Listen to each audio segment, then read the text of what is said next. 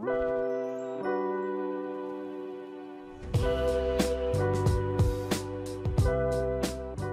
you have a Simplicity bias tape maker, you may have had some difficulty getting good results using the large 1 1/4 tip. The tip has an uneven insert which can cause the bias tape, especially around seams, to bunch up and not feed properly.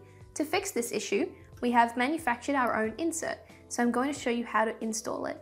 Start by using a small Phillips head screwdriver to remove the 2 screws that are on the bottom of the tip.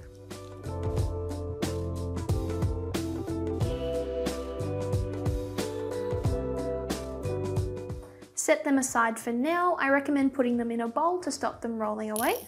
Then take off the purple cover and remove the purple insert. Now insert the new piece into the metal holder by lining up the grooves. Replace the purple cover, making sure it snaps correctly into place.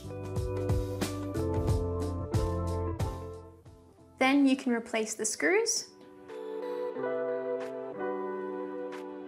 And your tip is all ready to use. Now you can see the difference here between the inserts. The purple one has less space in the upper left corner. Now when you use the larger tip, your fabric will feed through smoothly, even with the seams.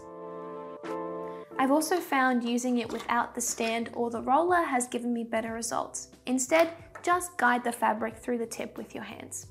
And that's how easy it is to replace the insert in the 1 1/4 tip from the Simplicity bias tape maker. And if you want to know more, you can check out our other video on this machine, and you can find this machine and the insert over on our website. Thanks for watching.